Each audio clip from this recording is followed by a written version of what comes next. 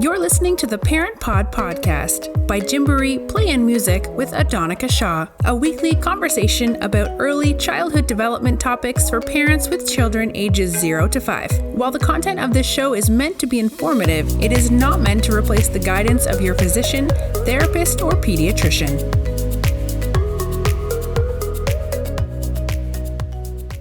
Hello, and welcome to another episode of the Parent Pod Podcast. I'm your host, Adonica Shaw. Today, we're talking to Dr. Sarah Mitchell about, you guessed it, sleep training. Dr. Mitchell is a chiropractor by training, but found her true calling as a sleep consultant when her first child just would not sleep. We've all been there. Okay, so since 2013, she's been empowering thousands of parents how to teach their little ones to sleep and enjoy their parenting journey to the fullest. She's the owner of Helping Babies Sleep, and of course, she's on a mission to change the dialogue away from sleep training to sleep teaching, to be more reflective of what actually happens when shaping that behavior. Dr. Sarah is a proud member of the Society of Behavioral Sleep Medicine, and she is currently contributing to research at San Jose State University in Northern California. Now, in addition to that, she just happens to be originally from Ottawa, Ontario, Canada, even though she resides here in the San Francisco Bay Area with her husband, son, and daughter. She wants you to know that you can be loving, attached, and well-rested. And so in this episode, we're going to dive into all of these wonderful themes. But before I go any further, I want to welcome Dr. Sarah to the show, and I want to give her the floor for a moment to introduce herself to the audience. Well, thank you so much for having me. I'm such a fan of Gymboree and all that you do for parents. And it's really important that we find our village and be connected. And yeah, I empower parents to teach their little ones to sleep. I'm trying to change the dialogue away from training to teaching, because I think that we kind of, train our pets, but we teach our children. And often sleep is the first time that we're actually working at teaching a new skill and shaping behavior. And I work with parents in high-touch one-to-one capacity in my private coaching. And I also have an online sleep school for kiddos from birth until age 4. Thank you so much for giving us a little bit of an idea of your philosophy. I think I want to just dive in with my first question. What do you think the biggest misconception is when it comes to the reasons why a parent might hire a sleep consultant? I think one of the biggest misconceptions is that parent is selfish and just wants their newborn baby to sleep 12 hours unnaturally. But that's not who hires me. The people that hire me are often have tried something on their own already, and they didn't feel comfortable with it, or it wasn't working for them, and they need more support and experience to help them through the journey. Now, when you say that they need more support to help them during the journey, do you mean that it's something that the parent feels is unmanageable, or do you see it as something where perhaps there are behaviors that the child is displaying that is letting the parent know that they need more support in that area? Well, lots of different reasons why people hire sleep consultants. So for example, some people may have tried something and it just didn't feel right. Like their child may have cried for 25 minutes and they felt like it wasn't working for them, that their child was just getting more and more enraged, and they just feel like they're doing something wrong, if you will. That's what a lot of people come to me and say. I tried that, it didn't work, I don't know what to do now, right? And then there are other people that come to me and are like, I don't have the time to go and read the book or search the internet for hours and sift through the conflicting information, and I just want to hire someone that will attend to my needs and help me do this as quickly, compassionately, and efficiently as possible. I see. So if a parent were to come to you, and I totally get it because I'm like, oh my God, I've got children. If I am trying to manage life, sometimes reading books or getting to research on parenting can be really difficult, right? Because I know I have so many things in my schedule. So if I were to come to you, perhaps as a first-time mom, what would be a couple of things that you would essentially assess myself and my child for, and what would I expect as a first-time client of yours? Yeah, so we're looking through, I'm kind of like your app for a couple of days. I'm looking through when your child's sleeping, when they're eating is really important, how old they are, and taking a full look at their 24 hours. Because we think about like going to sleep as just bedtime, but it's really all about these other factors that come into play. So we want to make sure that we're setting our kiddo up for success with the timing of sleep and their caloric intake through the daytime, as well as the messaging of sleep. So in general, what I find is most people who come to me have two common issues. One is that their child uses something external to help them relax into sleep. We call these sleep crutches. And they're things like being rocked, sucking from a nipple or a bottle, touch, either being held to sleep or co-sleeping. And if any of those work for you, like, power to you, right? There's no right or wrong way to do this. It's figuring out what works for you and your child and your family as a unit. So lots of people can nurse to sleep and their baby maybe wakes up once and they have no problem. Now there's other people that nurse to sleep, but their baby wakes up like every 2 hours and they have to keep nursing them to sleep. And they're like, oh my God, why is this not working for me when it's working for my neighbor? And that's why we have to look at their total 24 hours to figure out why that is. So the first reason, again, is that there's something external that's helping your kiddo relax into sleep, even if they're not completely asleep by the time you put them down. So often my parents will say, well, I nurse them, but they're not asleep, and then I put them down. But usually the nursing makes them relaxed. And that's actually the skill that they need to learn, right? When you go to sleep at night, you find your favorite position and then you kind of turn off your brain and you can relax yourself down into sleep. That's a skill. And that's what our kiddos need to learn, because all humans will wake up in the night. But it's those kiddos that needed someone to help them at bedtime that will then again need that help in the middle of the night. And then the next question is, well, why does my kiddo wake up so much at the night? And most of the kids that I work with have kind of fallen into a bit of a sleep debt. So over time, they weren't getting enough sleep, either with naps, not enough nap time, staying way too long before bed. And then they wake up. That causes them to wake up more at night. And then you get pushed into this negative feedback cycle where they're waking up more at night. So then it's harder to fall asleep, and then it's harder to stay asleep, and it just continues. So the two main reasons people struggle with sleep really are their child requires external help to relax into sleep, and then they're caught in a little bit of a sleep debt, making it harder to fall asleep and then stay asleep.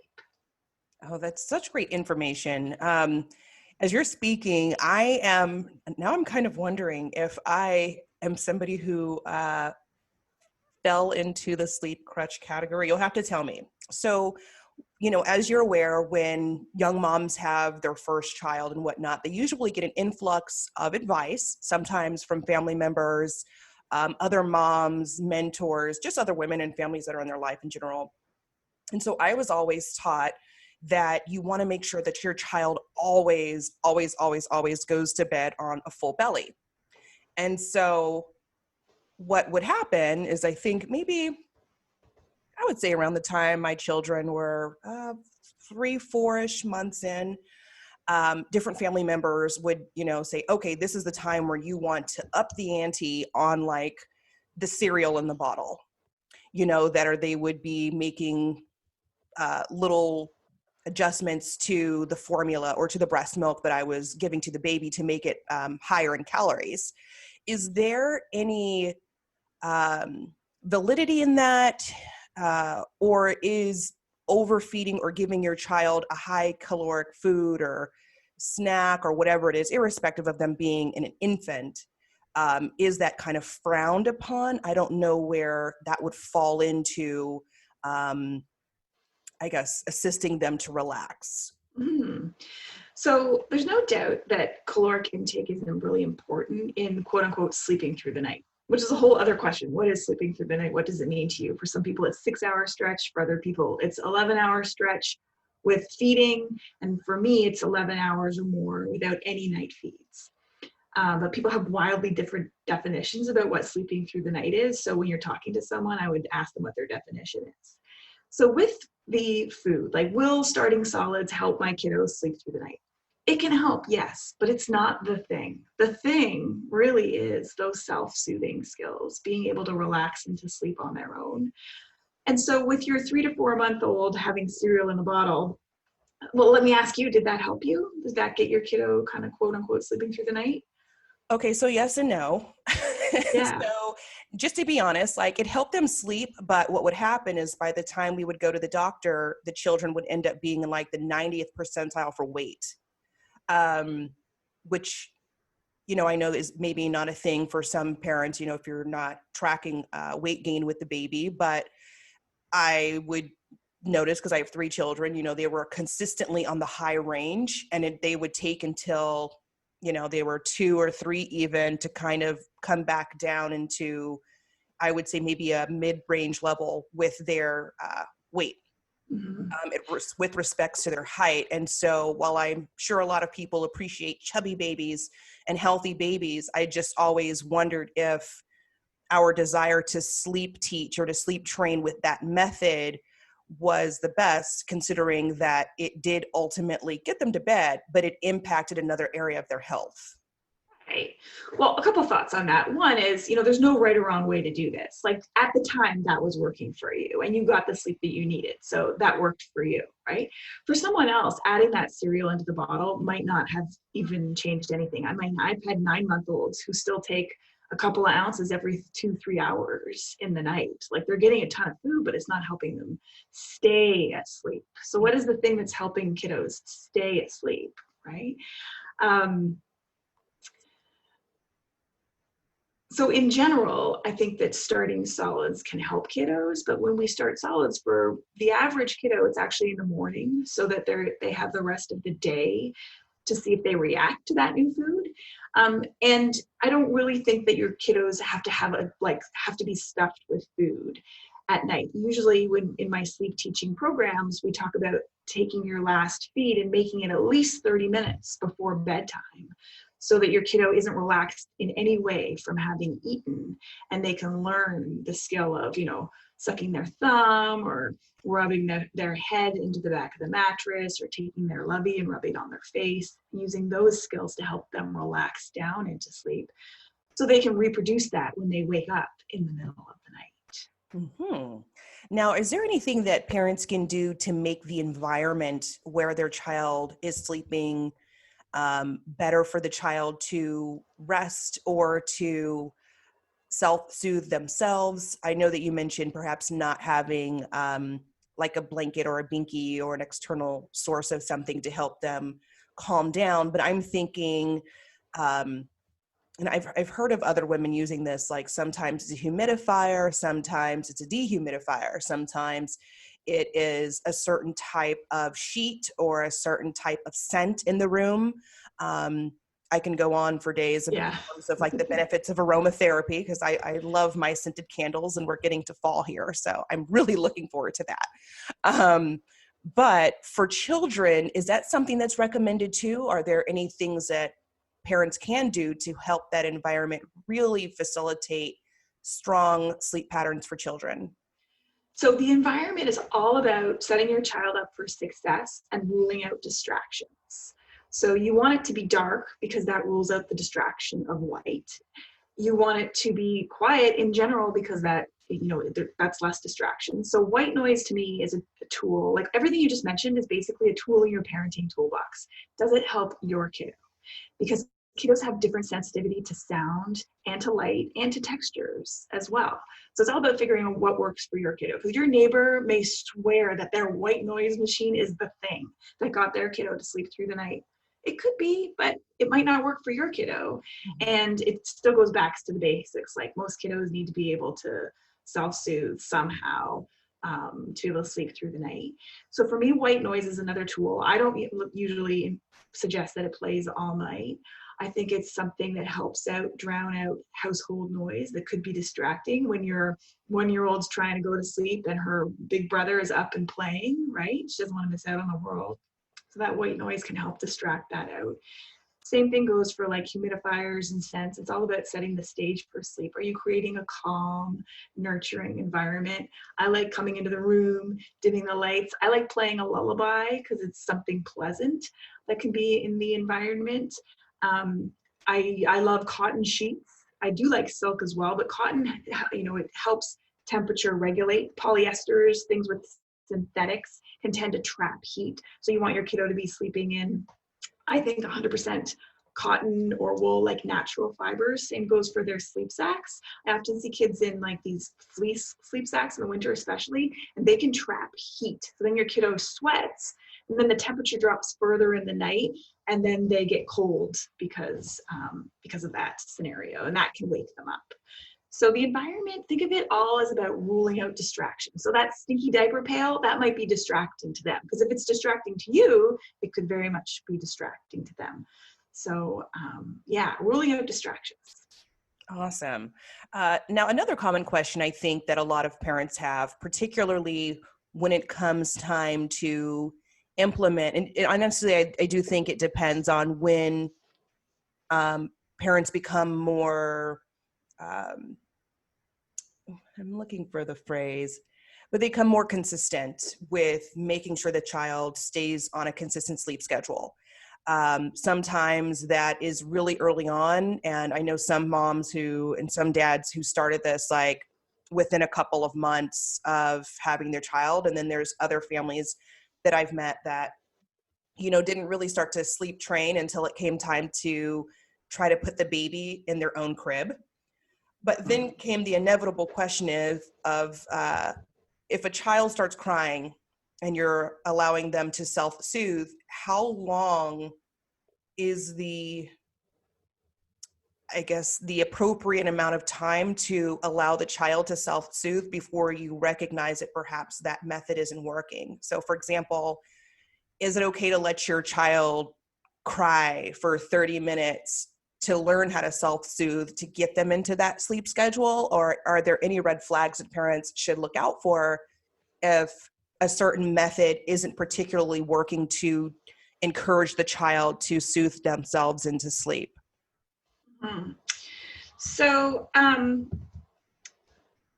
going back to your first comments about a really strict schedule. So one thing that I teach is I don't love fixed schedules, because I feel like they can set you up to fail, because any fixed schedule that you have out there is going to say that your nap has to be this certain length. And in general, especially in the earlier months, like 4 or 5 months, your naps will vary in length a little bit here and there. And so if you're sticking to this really rigid schedule, what are you going to do if your kiddo wakes up early or they poop themselves awake? Like, you will feel kind of like, I don't know what to do.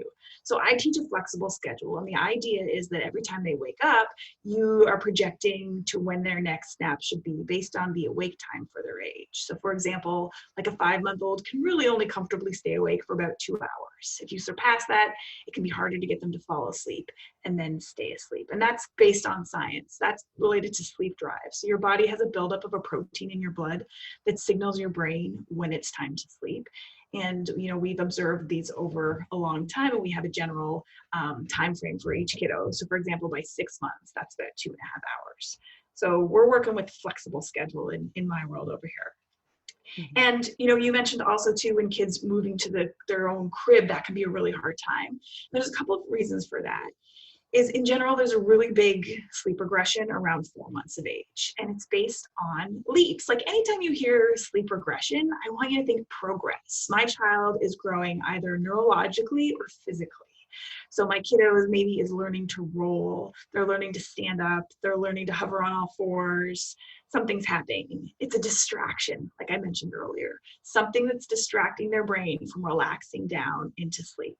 It can also be neurological. There can be some separation anxiety around 9 months. There's verbal bursts around 22 months of age. Again, those things can distract them from relaxing down into sleep. So anytime you hear regression, think progress. So around 4 months, there's a major one that's related to object permanence. The fact that your child learns that you exist even though they can't see you, and they start to call for you more. So I often hear from parents who are like, well, she was sleeping in my bassinet like 6 to 8 hour stretch, no problem. But now she's 3.5 months and I'm losing those 6 6 to 8 hour stretches, she's starting to wake up every 3 hours. That's the 4-month sleep regression. It can happen anywhere from 3.5 to about 4.5 months is when it starts. And does it go away? Well, for some people it gets better, but there's a lot of people that start working on sleep habits around that stage because those 6 to 8 hour stretches seems to have disappeared a little bit. So then with people starting sleep teaching, you were talking about like how long is too long. So here's the thing, like you want to make sure that you're setting your kiddo up for success, first of all, with timing. So the most common error I see is that parents have this arbitrary bedtime based on when it's good for the family. So it's an 8 o'clock bedtime for their 5-month-old, or 7:30 even, let's say, because dad comes home, we get dinner, and that's when it happens. But at pretty much every age under, let's say, 2 years, your bedtime ideally is kind of based on when they woke up from that last nap, using those time intervals again. So it may be a little bit earlier on a day that they pooped themselves awake in a nap, or that you were on the go and had a shorter nap because it happened in the car, and you want your bedtime to be a little bit earlier. And so what I teach in my classes and my consultations is these parenting skills to know how to be flexible with these schedules so that you can handle things when they don't always go your way, which we know in parenting, they definitely don't always go our way. And so with sleep teaching, like, what are red flags as far as falling asleep? So 25 minutes is a funny number. I get that a lot in my consultations. Parents say, I tried that. I tried, the tiers for 25 minutes. And that's when people really start to feel uncomfortable. The thing is, what does cry it out mean to you is the other question. So cry it out to me actually means to close the door and not go back in. And that doesn't resonate with me. It definitely has worked for people out there, but I always think like, I want to imagine that I'm that kiddo and I want someone to acknowledge me. Like, has anyone even heard me? Like, I at least want to be checked on. And then on the sleep teaching continuum, there's a variety of techniques, right? With the most gentle, then on the other end of the spectrum, away from that extinction mode, is pick up, put down. So every time they cry, you pick them up, they're quiet again, you put them down. That can be part of sleep teaching as well. In general, that works best with newborns. After 4 months of age, they tend to cry harder when you put them down because they're so disappointed. They thought you were going to let them sleep on like you have been. And then within those two extremes, there's a few more different techniques to offer comfort to those tiers. It doesn't mean that you have to be leaving them alone in the room. You can be in the room with some of these techniques, offering them physical and verbal reassurance. Different things work for different kiddos. For example, I worked with a family who'd worked with someone where they were okay with tears for 20 minutes, and then they would pick up, get her calm, and then put her back down again. But after 2 weeks, their kiddo was still taking 2 hours to go to sleep at night. And so clearly that says to me, this is not working for you. And generally, if you're not seeing progress within like the first 3 to 4 days of either decreased amount of tears at bedtime or less wake ups at night, if you're not seeing that in the first 3 days, something's not working for you, and you need to figure out what that is. I don't do any sleep teaching with kiddos before 4 months of age. I don't think that kiddos before that age have the ability to self-soothe. However, I do teach a newborn class where you can start setting up healthy sleep habits from the very beginning, where you're putting them down awake in the crib, not drowsy, awake, and then helping them settle in that crib. And they don't settle, you pick them up, get them calm again, put them back down. But if there's one thing that could rock the world of the sleep teaching industry, it would be that I think that putting kids down drowsy but awake is the thing that can set a lot of us up to fail. Because if we've made them drowsy, we've done the work of relaxing them from day one. You can put them down calm but awake and start there. Because there's a very fine line between drowsy and like half asleep, right? And so then we've taught them, because sleep is a learned habit. We've taught them that they fall asleep in our arms, which works until 4 months when they wake up, and then they wake up to the world around them, and then you go to put them down. They're like, no. I learned that sleep happens on you. You cannot put them down. Mm-hmm. So there's a long answer for you to that. No, I think that's just tremendous advice. And I think to your earlier points, it is, sometimes a matter of what works for you and your family, and some things that work with your first child may not work with the second child.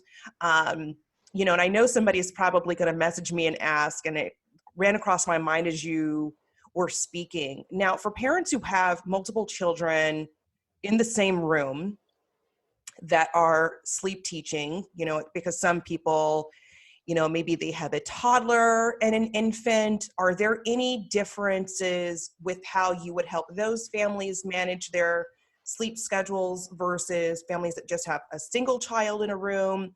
or who may be trying to reintroduce a new sleep schedule, because, we're at the beginning of the school year, and not to say that, the little ones are going to school, but there could be families that have older children in the house, and so they could be in the process of trying to get the entire family back on a sleep schedule.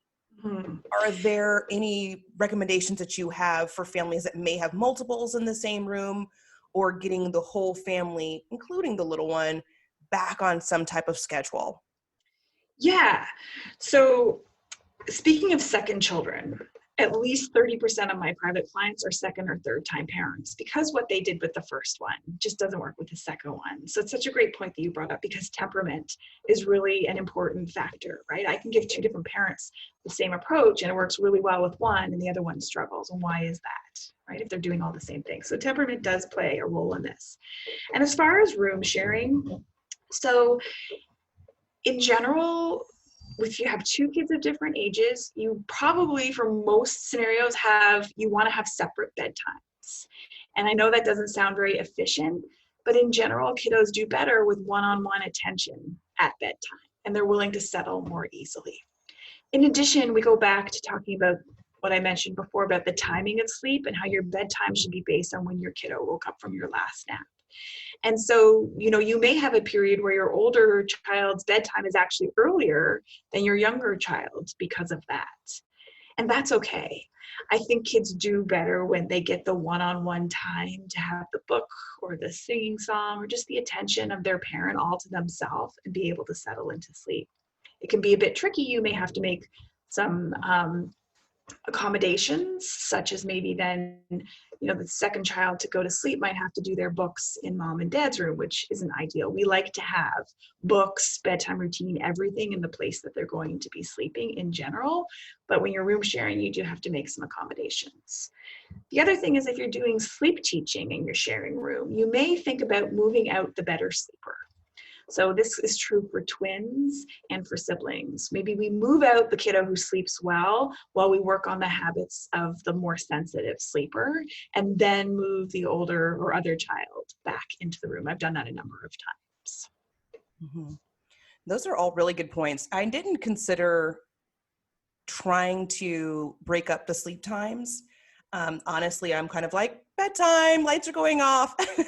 Yeah. So I think, to your point of making sure that each child has their own individual time with mom and dad in the evening, or their caregiver, whomever, and additionally getting that, maybe that individualized bedtime ritual or that bedtime routine where they get their favorite book, or they brush their teeth, or whatever it is, by themselves, one-on-one with their caregiver, I think it obviously make all of the difference in the world, particularly if you have two children that are maybe fighting for your attention in the same space, or looking to be soothed or coddled before laying down. I can see how there's definitely some benefits there, and I hadn't considered it that way. So I love that perspective. Thank you.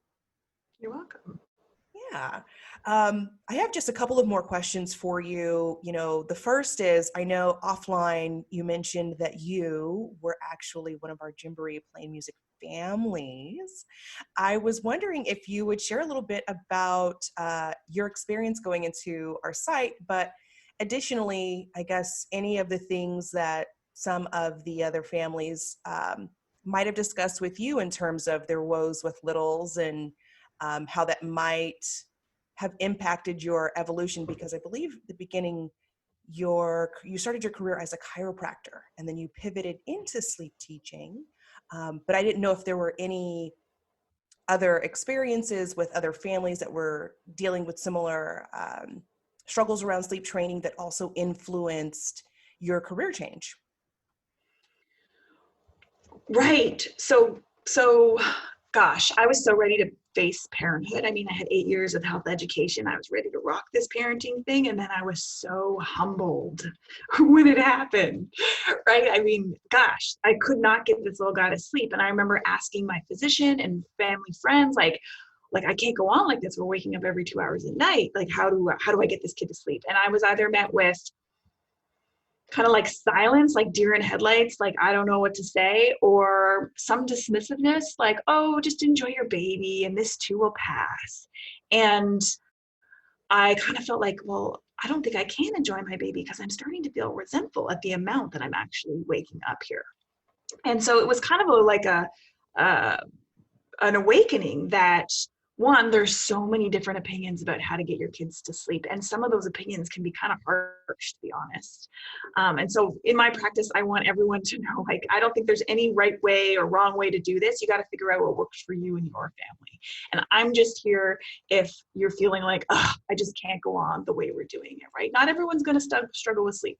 Not everyone's going to struggle with picky eating. Not everyone's going to struggle with potty training. But I think Mother Nature makes it that we all get one of those at least, so we can continue to have empathy for one another. And so for me, it was kind of life-changing when I finally got him to sleep.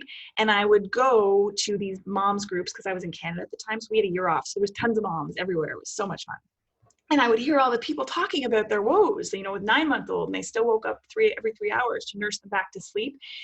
And they just didn't really even know what was possible for them. And so doing what I do now, I feel really grateful and fortunate because I feel so passionate about it. I love kids, but I actually love the moms more. Like, this is all about empowering other parents to be able to know that they can be loving and attached and well-breasted, because they are important people too. Mhm.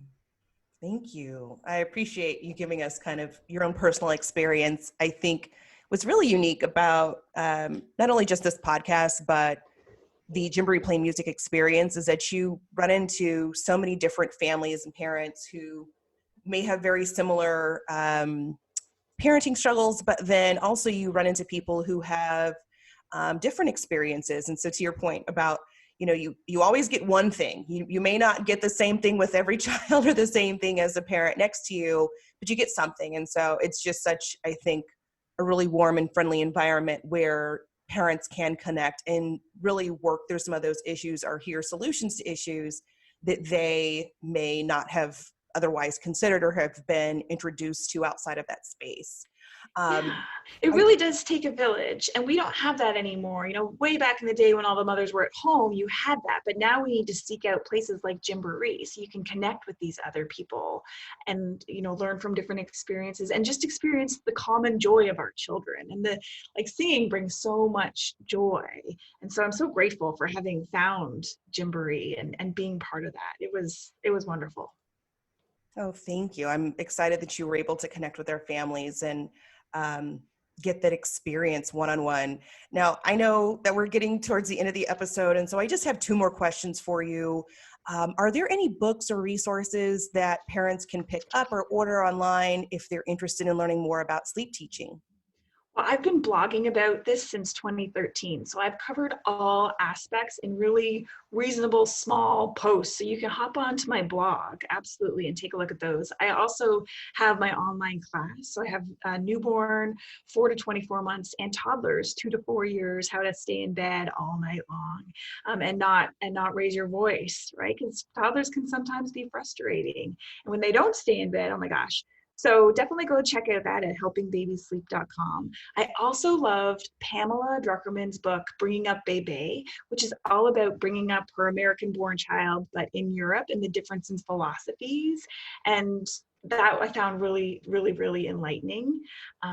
It was really good. Very cool. And then my last question is, if people have more questions for you or they'd like to obtain your services, how can they find you? Yeah, I'm on Instagram at Helping Baby Sleep, and my website is helpingbabysleep.com. Perfect. Well, I just want to thank you again for your time today and taking, some moments away. I know that you have your own family, but to talk to us and to share your expertise and your life experience with our audience, Gymboree Playing Music. So thank you so much for that. And to our audiences at home that's listening to this episode, we want you to sound off on social media. So if there were themes that were discussed in our conversation that you want to comment on, feel free to either tag or mention or at either one of us online. And we're more than happy to dive in, answer your questions, and see how we can move the conversation forward. And of course, if you have any other commentary about the show, please feel free to use the Parent Pod podcast or the Parent Pod hashtag on social media, and we will see your comments. Thank you so much for listening. To learn more about this week's episode or the content discussed in the episode, be sure to follow Gymboree Play and Music on Facebook.